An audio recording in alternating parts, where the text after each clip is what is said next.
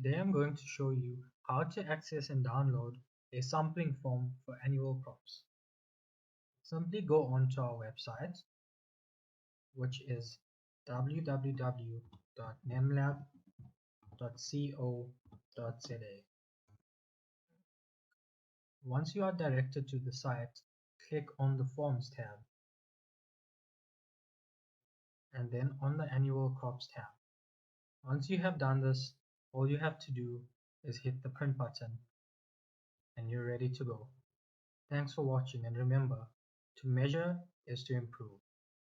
Hi everybody, my name is Prabhashini Ramprad and I'm the nematologist at the NemLab KZN branch. Today I'm going to be showing you how to take a routine nematode sample in an annual crop. Samples in annual crops should be taken during the growth phase of the crop if the crop is already present. If you are looking to plant a new annual crop, it should be taken shortly before the harvest of the previous crop. The reason we do this is because we need living roots in order to find out exactly what nematodes are in the soil and the roots. So sometimes if you have a fallow field, even if you have a weed species in there, you need to take soil and roots in order to figure out what's going on. Okay, so when you take your sample, you look around your field, and if you can, you look for poor growing areas in the field. Now this area that we're in does have a few cabbages that look a little bit worse than others. If you just look around here, we have some cabbages here that are not looking so great. So these are the kinds of areas that you want to target. So let's take a sample. Let's take one here. The first thing you do is you remove the top dry parts of the soil, because nematodes are generally only in the moist parts of the soil. You then put your spade right up next to the plant, and when you are putting the spade in, you need to hear the roots cracking, because then you know there's roots in the sample as well. You want the roots and the soil closest to the roots as your sample. So if you look here, I lost my roots. There are soil and roots in here. They're the roots here. So we need about 10 grams of fine roots, and we need 2 kgs of soil.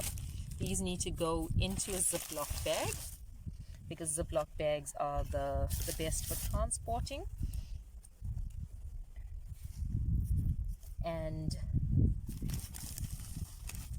make sure you put your soil and your roots in the bag together. The bag is marked with the block number. In this bag, you will have for a management block, no bigger than 3 hectares, 10 to 20 subsamples. You can see they're very small samples, but you take 10 to 20 subsamples throughout the field in a randomized fashion, and you pool them to make 1 sample per management block. Once you've taken the sample, remember it should be kept in a cool place, not at the back of your bakkie, because if it's out in the sun, the nematodes will die, and then transport to the lab as soon as possible. So that's how you take a nematode sample in an annual crop, and remember, to measure is to improve. Okay, this video is going to show you how to package and transport your sample to us. The first thing you do is you get your sample from the field and you empty it into a bucket or any container that you can use to mix. So once you've emptied the entire packet in, you then use your hands or a spade and you mix it up so that the samples mix thoroughly. Nematodes occur in patches, and you want an even mix of the soil so that you can find out the exact nematode number. Once that is done, you can then transfer to a Ziploc bag.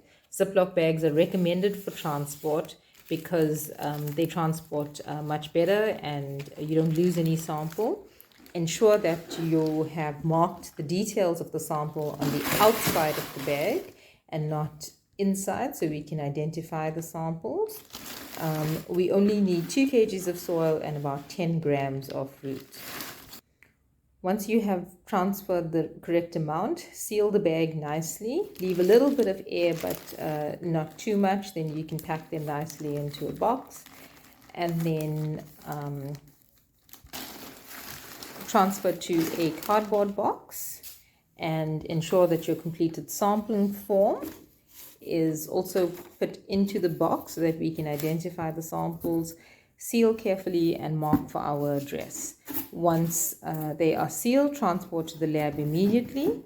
And if you're not transporting it to the lab immediately, store in a cool place. A tiled floor works best. And but remember not to keep them for longer than 3 days before you send them to us. That's the best way to package and send your samples. And thank you for listening.